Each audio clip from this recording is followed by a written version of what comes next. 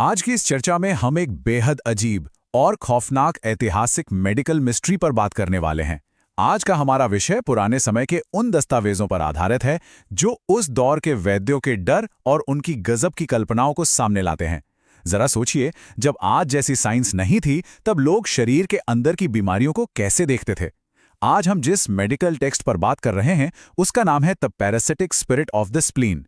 ये कोई आम बीमारी का पर्चा नहीं है, बल्कि एक ऐसी डरावनी कहानी है जो मेडिकल साइंस और लोक कथाओं के बिल्कुल बीचों बीच खड़ी नजर आती है।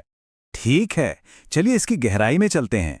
एक ऐसे भयानक विरोधाभास की कल्पना कीजिए जहां बेहिसाब खाना खाने के बाद भी शरीर अंदर से भूखा ही रह जाता है।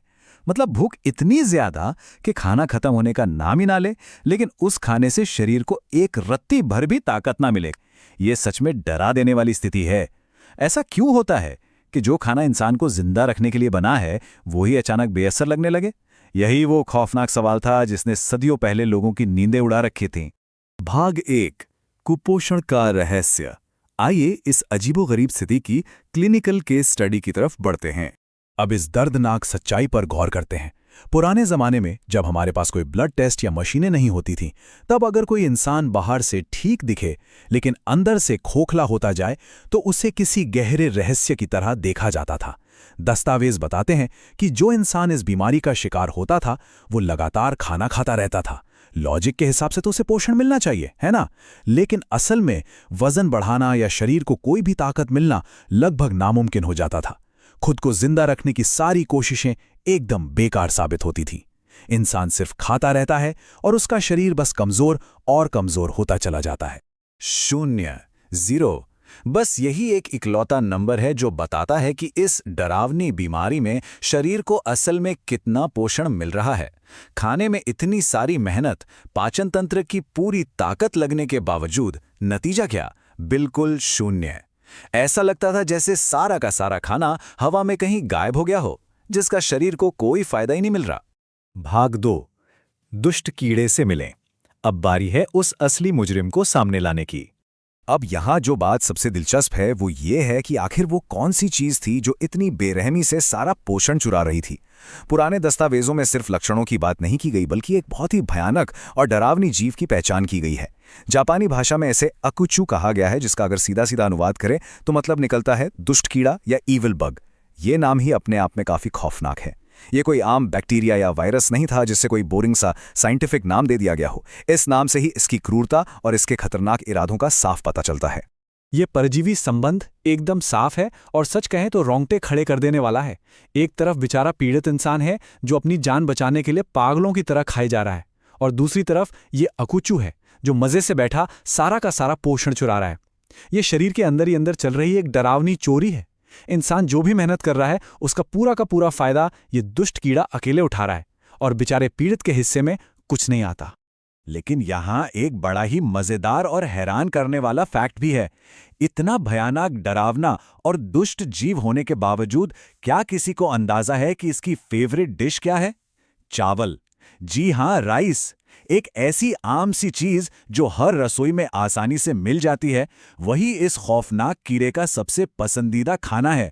ये बात अपने आप में कितनी अजीब है ना, कि एक इतने रहस्यमयी परजीवी का स्वाद इतना साधारण और रोजमर्रा के खाने वाला है। भाग 3, परजीवी की शारीरिक रचना।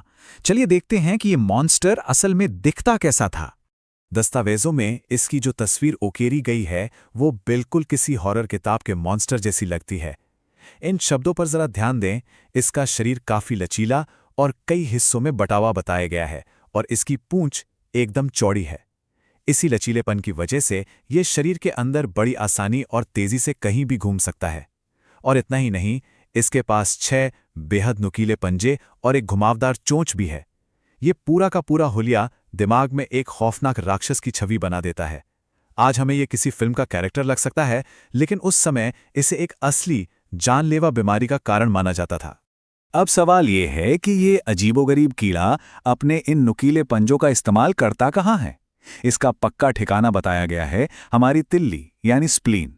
ये स्प्लीन को अपना घर बनाता है और अपने उन 6 नुकीले पंजों से इसे इतनी मजबूती से जकड़ लेता है कि इसे वहां से हटाना लगभग नामुमकिन सा हो जाता है।